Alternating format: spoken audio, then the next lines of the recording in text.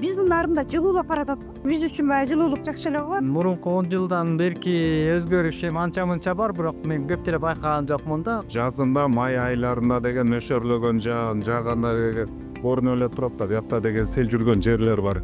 Жалпысынан мониторинг жүргүзүлүп, Нарын шаарында 104 өзгөчө ырдал катталуучу кооптуу аймактар бар. 22 жылдан бери ошо көрүп программасы менен биз тыгыз иш алып барып, көптөгөн жумуштар жүргүзүлдү. Ошонун баягы эң көзгө көрүнүктүү чоң жумушубуз деп ушул Нарын шаарындагы 2 октуда 4 бассейнден турган 2 сел тосмону курдук. Нарын шаарынын картасын жасап чыктык, кооптуу участоктор камтылган.